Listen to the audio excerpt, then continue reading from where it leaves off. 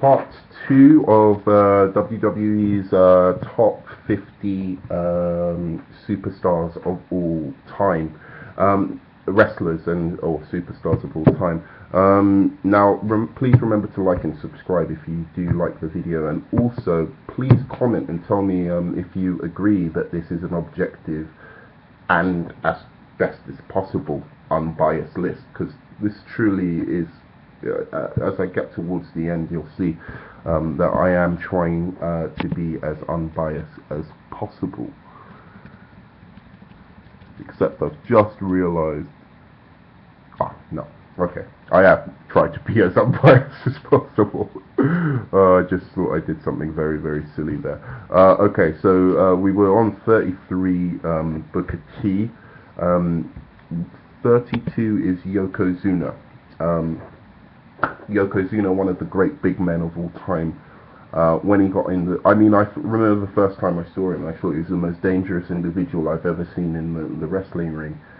He did a bonsai drop on you. It was lights out. I didn't know how the guy took it, who was like the victim of this drop.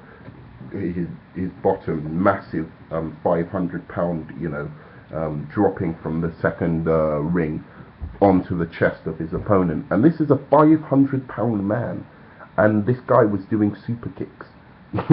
This guy was doing belly to belly superplexes. He was explosive in the ring as well. That was one of the great things about Yokozuna. Explosive ring competitor. I'd never seen any big man move like him. Really, really deserves to be on any list of the top 50 greatest, especially if people are going to try and put Big Show on, who shouldn't be on any list of the 50 greatest, by the way. So yeah, definitely Yokozuna, possibly the second best big man of all time. You'll see who the best big man of all time is after. Number 31 is not necessarily a wrestler, but he has wrestled, and I still think he should be on the list of any 50 greatest superstars or influences in the wrestling industry, and that's Mr. Vince McMahon. I haven't got much to say about him. He's the greatest heel of all time, basically. That's why. And as a guy who started off as a ring announcer, and you didn't know he owned the company, and then suddenly comes out as this owner of the company after screwing Bret Hart, out of the title, and just emerging as the most unique and horrible bad guy on TV. He was like the guy from The Simpsons. I can't remember his name now. The guy who owns the power company or whatever that Simpson works for. He was like him. He was like, like a real live flesh version of that character, and he was sinister as hell. Beating up his daughter, mum, his whole thing, his wife, kissing women in front of his wife, his stuff with Stone Cold Steve Austin, all of it was just great. His feud with Stone Cold Steve Austin, obviously, as much as Stone Cold Steve Austin was great in that role, he would have been nothing without Mr. McMahon. So Mr. Vince McMahon. So 31. Mr. Vince McMahon for being one of the greatest heels of all time. Number 30 is RVD, hardcore legend, the whole damn show. Rob Van Dam. Guy was explosive in the ring. His stuff in ECW is crazy. I don't know how the guy isn't dead. He could have gone so much further in the WWE. I'm sure some individuals who maybe called Triple H had a bit to do with that.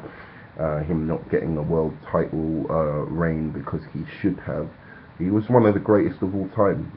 Easily one of the greatest of all time. Great technical, great explosive in-ring, high-flying, crazy finishing move. The way he did his finishing move was so exciting. In mid-air, it was like he was flying. It was like he'd zip across the air and hit his opponent with that 5-star frog splash. Amazing competitor.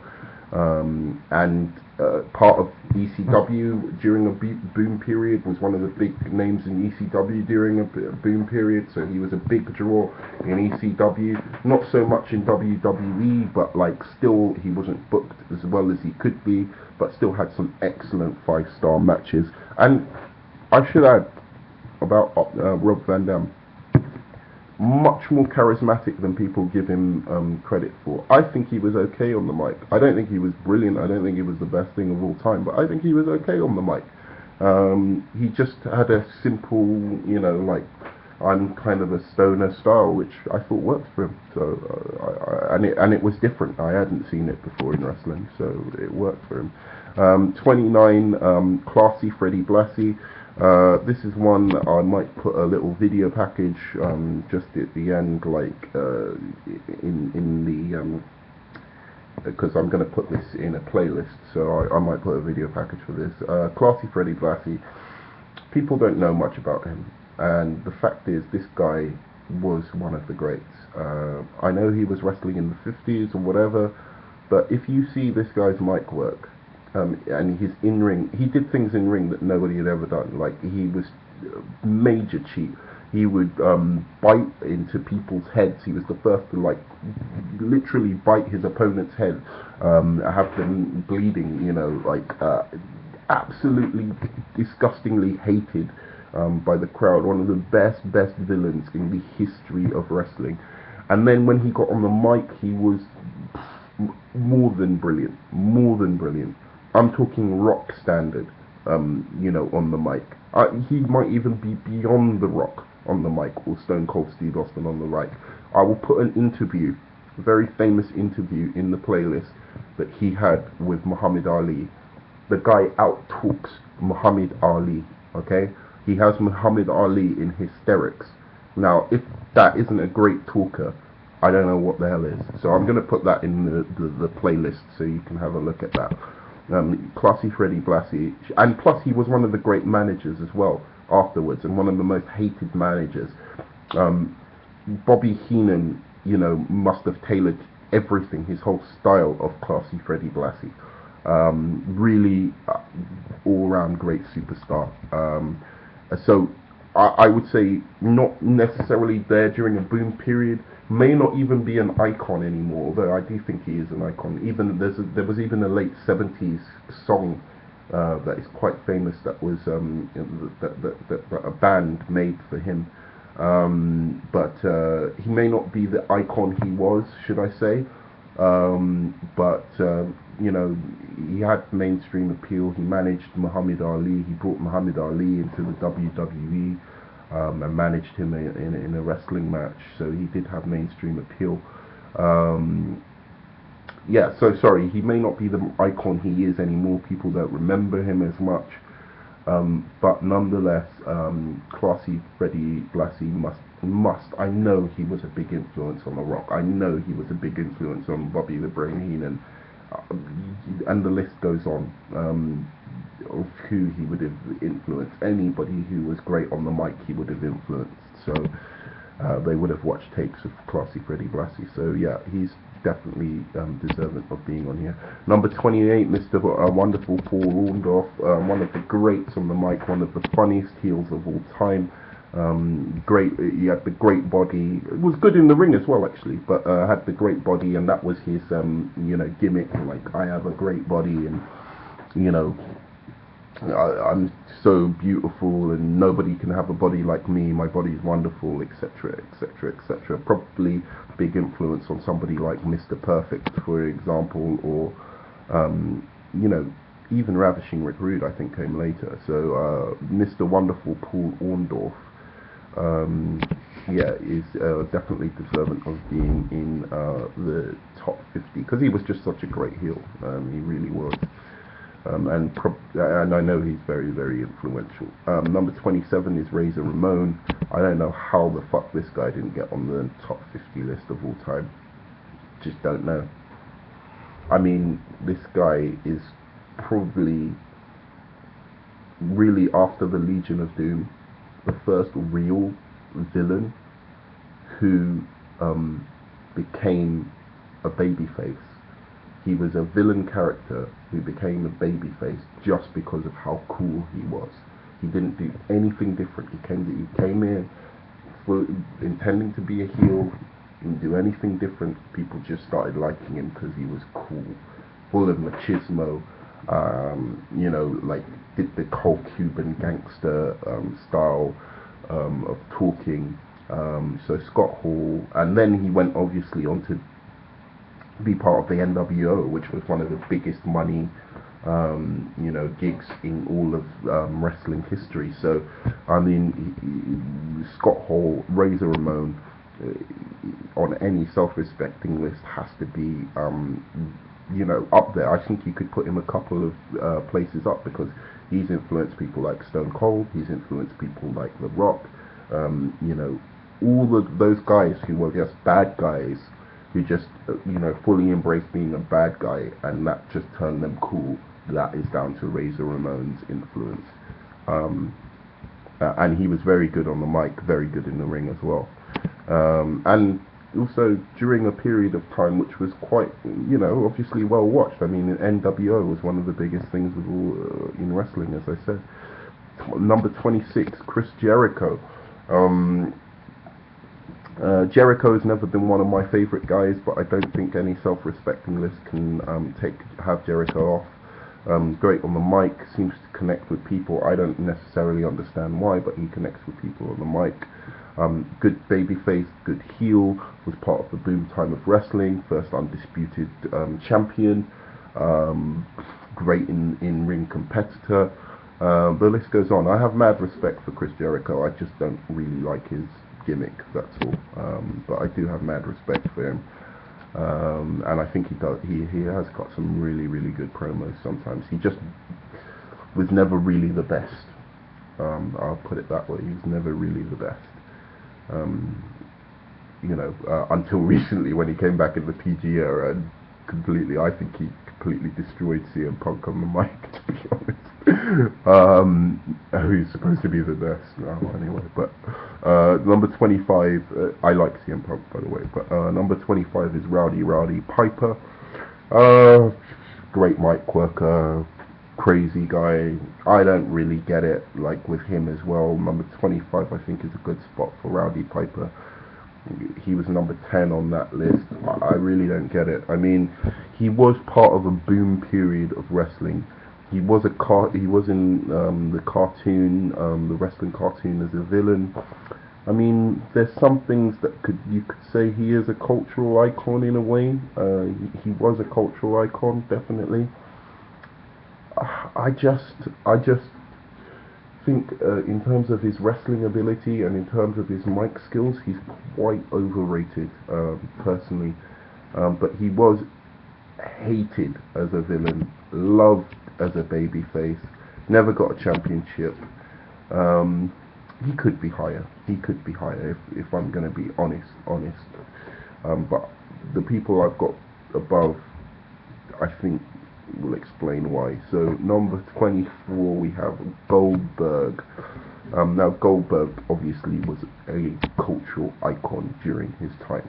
There's no doubt about it. He was one of the hottest things in the business during his streak in the WCW against the NWO. There's no two ways about it. Goldberg was one of the best. Now, could he wrestle a match for over 20 minutes? Maybe not. Or 15 minutes? Maybe not. Was he good in ring? I'm not sure. I don't know how to really quantify that, but to me, he was exciting in ring. I could always watch his matches. Was he dangerous in ring? Yeah, he hurt one of the greats of all time, Bret the Hitman Hart. I mean, there's a lot to say. I mean, you can look at it either way, but I found him an exciting in-ring competitor, and he was a phenomena at the time. Really, when you felt the kind of crowd and the anticipation of Goldberg coming out, it was crazy. So he needs to be on this list. Number 23, Brock Lesnar. Just simply the best athlete, pretty much best athlete performer to ever enter the squared circle. That's why I've put them that high. 23, Brock Lesnar is simply the craziest. It's almost inhuman how athletic that guy is, and he shows it in the ring. Exciting performer, and massive draw. He's a massive draw, because of the excitement level that he raises. Number 22, Ricky Steamboat, one of the best baby faces of all time. I'm just going to leave it at that because I don't really get the appeal of Ricky Steamboat. He was a good worker though, but I don't think he means anything, to be honest. Number 21, the Iron Sheik, one of the greatest villains of all time, one of the most hated villains of all time. People absolutely loathed the Iron Sheik, this Iranian wrestler who was but he could back it up. You know, he could do this thing with the, I can't remember what he called it, but like some strength endurance thing which nobody else could do, and he said, you know, come on, try and do it. And then he was a fantastic wrestler. I think completely underrated. I wish I could put him in my top 10, because of the audience reaction to him was absolutely incredible, deafening boos and jeers against the Iron Sheik, and he played it so well. You know, his life was threatened. People were scared that he was going to be killed, which is how badly he played. He played the role of a heel. I mean, if a heel can't walk out into a crowd or he walks out into a crowd in fear of his life, then you know that he's doing something right. You know. Number 20 is Jake the Snake Roberts, one of my favorites of all time, greatest talker, greatest in-ring psychologist of all time, plain and simple. His talking, his verbiage on the mic was just brilliant. His in-ring psychology, the stories he told in the ring, brilliant. Came up with the DDT, and yet still to this day has the most devastating DDT of all time. Number 19, Ultimate Warrior. Here's a guy I do actually like, funnily enough, but in an ironic way. But Ultimate Warrior needs to be on the list of any of your greatest superstars of all time.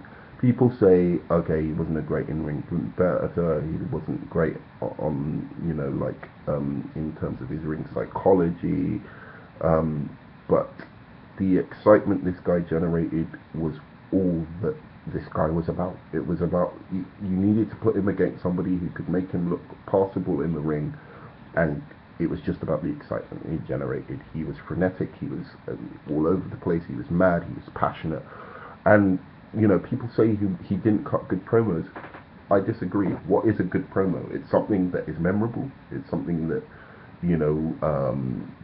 that will get you excited, that will get you pumped for the match. It's something that will leave you thinking. It's something that will make you laugh. That was the Ultimate Warrior's promos. They made you laugh. They made you think, what the hell? They made you pumped up for the match because you were like one of the warriors and you didn't know what the fuck he was talking about. They were great promos, and it's clear he was doing it on purpose. He knew exactly what he was doing, and he was manipulating the crowd, and that is what a good promo does. So, I'm sorry, Ultimate Warrior, one of the greatest of all times, number 19. 18, Eddie Guerrero. Some may say this is too low, but I think this is quite a good spot for Eddie Guerrero, considering who's coming after. Eddie Guerrero's magnetic personality, I didn't love his gimmick. I mean, just, Hispanic stereotype, but he played it so well and was so funny with it and so cheeky. I think he's one of the best in-the-ring competitors. You just can't see a bad match with Eddie Guerrero. It's hard to find a bad match with Eddie Guerrero, which is one of the great things about him. Great finisher, Three Amigos, all of that stuff. Just that cheeky smile. It took me a long time. He grew on me eventually, but I still don't think he's an icon. I still don't think he's one of the greatest. I still don't think he wrestled at a point in time when and was on top of his game at a point in time when all eyes were on wrestling. I think he got better when audiences started to go away, and that's why I say he's not as big an icon as the people who are going to follow. In fact, I could even put Ultimate Warrior on top before him, in a way. In that sense, I think more people knew Ultimate Warrior, you know, when he was around than people knew Eddie Guerrero when he was around. I think, yeah, I mean, honest, because there were more wrestling fans when Ultimate Warrior and Jake the Snake Roberts were around. So, I mean, he was in the Attitude Era as well, but he wasn't one of the main players in the Attitude Era. So he really came into his own in the Ruthless Aggression era. Number 17 is $1 Million Man. One of the greatest villain of all time. Great on the mic. One of the few wrestlers I see, because there's a lot of talk about, oh, these guys were technical back in the day, and you know they blow smoke up their own arse.